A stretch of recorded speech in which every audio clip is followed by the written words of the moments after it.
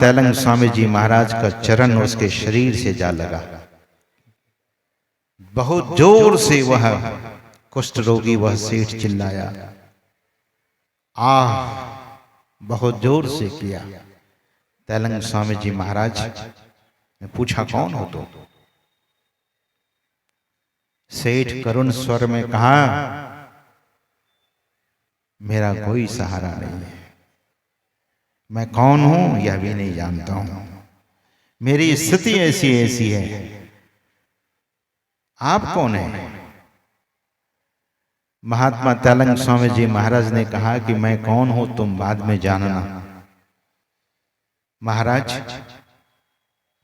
लगता है कि आप कोई ऐसे सिद्ध पुरुष हैं, कृपा कर मेरी इस विषम परिस्थिति जो बनी है, जो जीवन की ऐसी विषम परिस्थिति में मैं पड़ा हूं, आप में अगर कोई ऐसी शक्ति है तो मुझे इस विषम परिस्थिति से निकाल देते।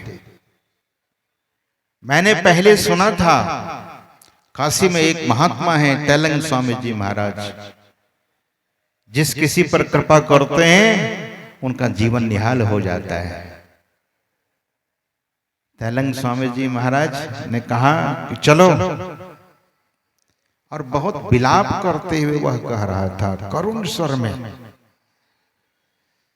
महाराज, मैं आज तक जीवन में सत्संग नहीं किया, भजन नहीं किया, सिमरन नहीं किया, सेवा नहीं की। जो सबों को भोजन बांटता है, सुबह में हम आप सुन रहे थे, हमारे गायक महोदय गा रहे थे कि सबों को जो खिलाता है वो फिर विप्र को खिलावे न खिलावे। ऐसा महाराज, मैं तो किसी को नहीं खिलाया आज तक। महात्मा तैलंग स्वामी जी महाराज उनके करुण स्वर को सुनकर, महाराज, मुझे आप तैलंग स्वामी जी महाराज के पास ले जाएंगे? महात्मा तैलंग स्वामी जी महाराज वहीं खड़े थे। उन्होंने कहा कि उठो। बोले, मुझे उठने की शक्ति नहीं है, मैं उठ नहीं सकता हूं, सामर्थ्य नहीं है मुझे कि मैं खड़ा हो जाऊं। महात्मा तैलंग स्वामी ने कहा कि मैं कहता हूं तुम उठो, और वह कोशिश किया, सेठ उठकर खड़ा हो गया। और जब सेठ उठकर खड़ा हुआ तो अपने शरीर की ओर निहारने लगा कि मेरा शरीर कैसा है। तो हाथ भी ठीक था, पैर भी ठीक था, काया बिल्कुल कंचन हो गई, काया स्वस्थ हो गया। महात्मा की दृष्टि ऐसी थी। तैलंग स्वामी जी महाराज बड़े विलक्षण महापुरुष थे। उन पर कृपा की और उसे कहा कि आओ मेरे पीछे पीछे। वही बाद में जाकर उमाचरण के नाम से विख्यात हुआ था। तैलंग, महात्मा तैलंग स्वामी जी महाराज के शिष्य, उनकी जीवनी उसने लिखी है। संसार तो उसे घर से निकाल दिया, परिवार संबंधी घर से निकाल दिया, लेकिन सहारा संत का मिला। तो वैसे उस सेठ को दुनिया में कोई नहीं जानता, लेकिन जब सदगुरु का शरण लिया तो उमाचरण को सब लोग जानने लगे। बड़े मौज वाले महात्मा थे। महात्मा तैलंग स्वामी जी महाराज काशी नरेश से एक बार नौका विहार कर रहे थे गंगा जी में, और तैलंग स्वामी जी महाराज उनके नाव पर प्रकट हो गए। नाव पर सिंहासन बना हुआ था, राजा बैठा था, पहरेदार खड़ा था, फौज खड़ी थी, सबके सब। उसी बीच महात्मा तैलंग स्वामी जी महाराज प्रकट हुए। और काशी नरेश तो महात्मा तैलंग स्वामी जी महाराज के बारे में जानते थे। जैसे ही तैलंग स्वामी का दर्शन हुआ, वैसे जल्दी दर्शन नहीं होता था, कभी कभी मणिकर्णिका घाट पर तैलंग स्वामी जी महाराज बैठते थे तो लोग ऊपर से बेलपत्र और गंगा जल चढ़ाया करते थे, शिवजी समझकर। सचल शिव मैंने कहा आपको। तो काशी नरेश के नाव पर जब प्रकट हुए तो काशी नरेश अपना पदत्राण उतार कर महात्मा तैलंग स्वामी जी महाराज के चरणों में अपना सिर नवाता है और फिर हाथ जोड़कर खड़ा हो जाता है। काशी नरेश बगल में तलवार लटक रही थी, उनकी तलवार को काशी महात्मा तैलंग स्वामी अपने हाथ में ले लेते हैं और भांजने लगते हैं। और भांजते भांजते, मैंने कहा ना कि मौज संतों की होती है, तो भांजते भांजते तलवार घुमाकर गंगा जी में फेंक दिया। उस तलवार से काशी नरेश बहुत प्यार करता था, बहुत आसक्ति थी। सज्जनों, बड़े नाराज हुए काशी नरेश। इतनी प्यारी तलवार जो सोने की है, हीरे मोती जवाहरात जड़ा हुआ, ये तो अनोखी तलवार थी, इसे महाराज ने फेंक दिया। अब वो तलवार कहां से आएगी? मंत्री बगल में खड़ा था, तैलंग स्वामी से निवेदन किया कि यह तलवार बड़ी महंगी है, बहुत सुंदर थी। राजा इस तलवार को अपने पास रखता था। राजा अब दुखी हो गए। महात्मा तैलंग स्वामी नाव से कूद जाते हैं गंगा जी में। दो तलवार, एक ही जैसे दो तलवार लेकर नाव पर प्रकट हो गए। राजा से महात्मा तैलंग स्वामी ने कहा कि जो तलवार तुम्हारी थी वही तुम ले लो और दूसरी तलवार को मैं गंगा जी में फेंक दूंगा। राजा अब देखता है कि कहीं से अलग नहीं है, दोनों तलवार एक जैसी है। महात्मा तैलंग स्वामी ने कहा, तुम अपनी तलवार तक को नहीं पहचान सकते हो और उसके लिए रो रहे थे, तुम दुखी हो रहे थे। तुच्छ वस्तु की पहचान तुम्हें नहीं है, तुम्हारी आंखों में जड़ता है। तुम इस संसार के वस्तु के लिए पूरा जीवन ये नौका विहार कर रहे हो। है काशी नरेश, जीवन बड़ा छोटा है। एक तलवार उनके हाथों में देकर दूसरी तलवार गंगा जी में फेंक देते हैं और तैलंग स्वामी जी महाराज अंतर्धान हो जाते हैं, अदृश्य हो जाते हैं। सज्जनों, वस्तु की पहचान, यह जो संसार है इसमें अनासक्त भाव से हम सभी रहें। महात्मा तैलंग स्वामी जी महाराज ने काशी नरेश को यह उपदेश दिया कि वस्तु में आसक्ति मत रखो। सदगुरु महाराज कहते हैं कि अनासक्त जग में रहो भाई, दमन करो इंद्रन दुखदाई। अनासक्त, संसार में आसक्ति ही मनुष्य को बार बार 84 लाख योनि में ले जाता है। आए तो 84 लाख योनि पार करके।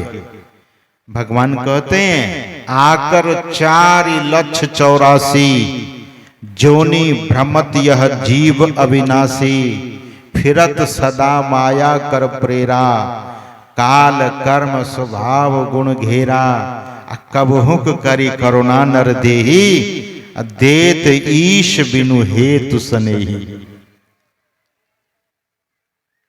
84 लाख योनि पार करके मनुष्य शरीर मिला है, लेकिन लोग क्या क्या कर किए जा रहे हैं, क्या क्या करते हैं।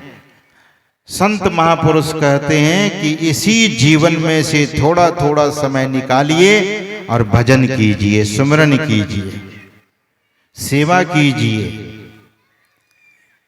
अगर सुमिरन सेवा नहीं करेंगे, ध्यान दीजिए, हाथ की शुद्धि कैसे होगी, जीवन शुद्ध परिशुद्ध कैसे होगा जब तक सेवा नहीं करेंगे।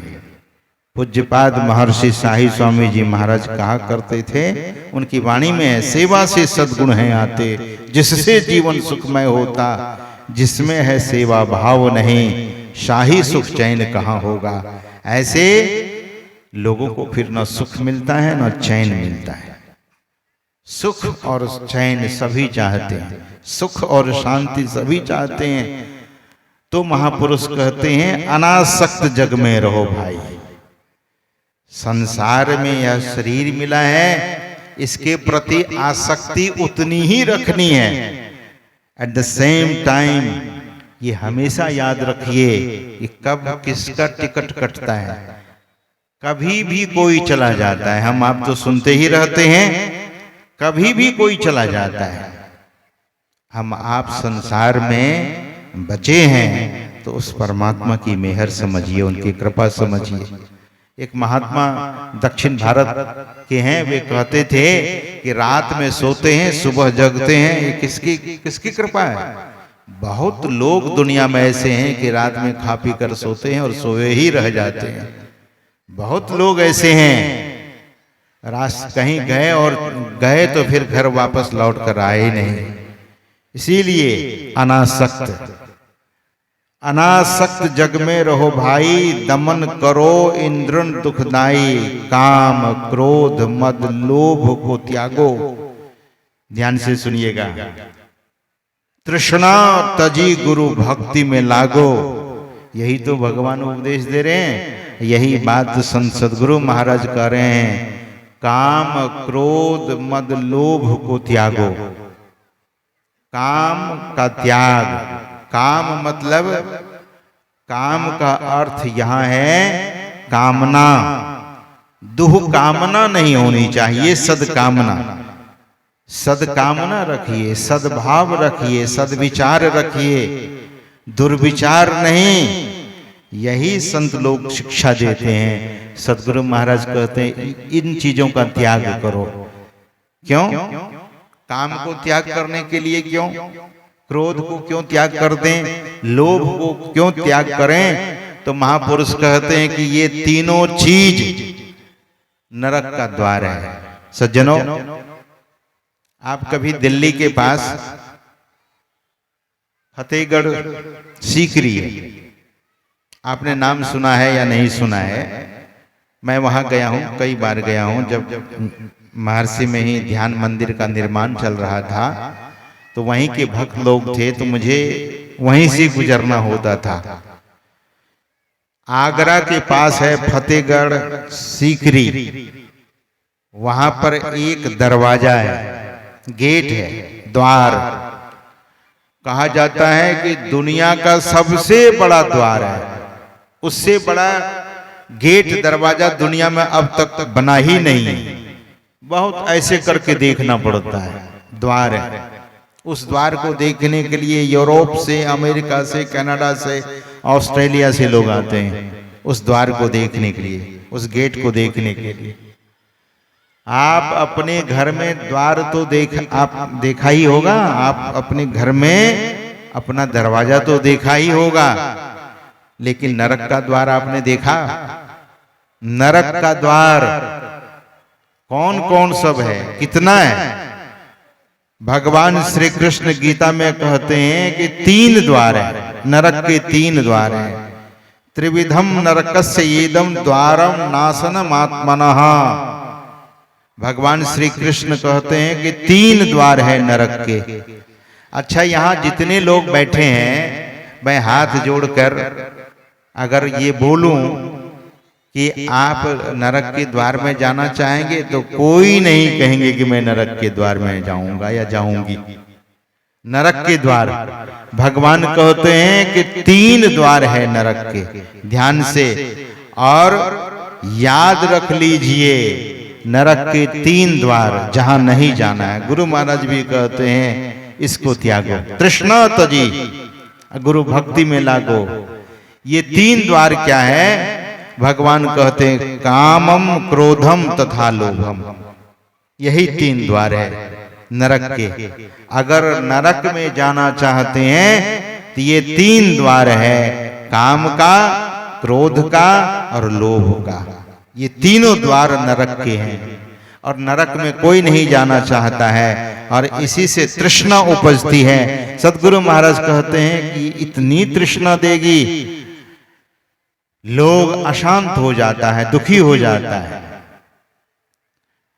ये क्या है? मन कर सकल कपट अभिमाना, राग द्वेष अवगुण विधि नाना, रस रस तजो तबहि कल्याणा, धरी गुरु मत तजी मन मत खाना, पर त्रिय झूठ नशा और हिंसा, चोरी लेकर 5 गरिनसा, तजो सकल तुमरो यह घाती, अब भव बंधन कर जबर संघाती।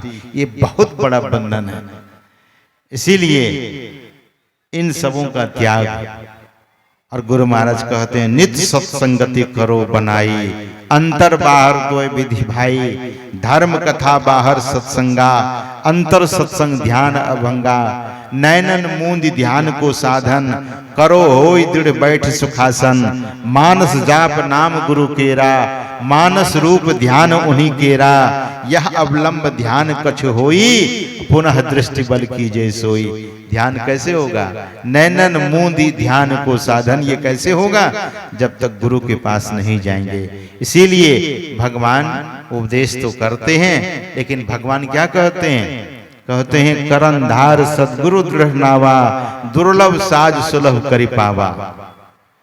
ये करंधार सदगुरु की शरण में जाने के लिए, जोन तरई भव सागर, नर समाज अस्पाय, असो कृत निंदक मंद मति, आत्महन गति जाए। इसीलिए महापुरुष कहते हैं कि यह अवसर है, जोन तरई भव सागर।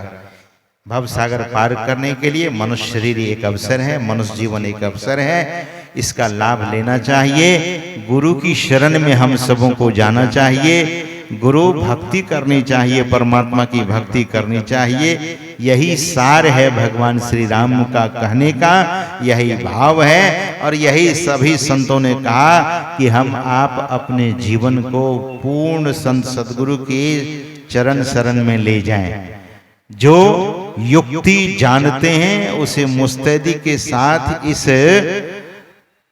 युक्ति को अपने जीवन में उतार लेना चाहिए। युक्ति जानकर खूब अभ्यास करना चाहिए। अभ्यास किस किस तरह से करेंगे, कैसे करेंगे? जो साधक या साधिका जल्द ही अपने को उस बिंदु में प्रतिष्ठित कर ले, उस ज्योति में प्रतिष्ठित कर ले। साधन क्या है? साधन शरीर है और युक्ति गुरु की युक्ति है। सत सरल युक्ति पासना, और पास है तो क्या।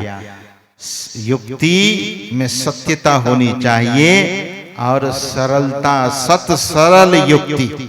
सदगुरु महाराज कहते हैं अगर पास में नहीं है तो फिर और कुछ नहीं है। योग शरीर में रहते हैं, योग हृदय में वासना तनवास है तो क्या। इस शरीर में रहना बड़ी बात नहीं है सज्जनों। योग हृदय में जाने के लिए सदयुक्ति की जरूरत है। हम आप लोग सदयुक्ति जाने और जो जान चुके हैं वे अपने जीवन में उतारे। इसी में जीवन का कल्याण होगा। इन्हीं शब्दों के साथ आज के इस सत्संग में अपनी वाणी को यहीं पर विराम। कल दोनों समय का जो सत्संग है उसमें आकर भाग लेकर जीवन को धन्य और सफल करें। आगे की सूचना मन संचालक महोदय श्री धर्मचंद बाबू आपको देंगे और एक भजन भी संतवाणी भी श्रवण करें। बोलिए श्री सद्गुरु महाराज की जय।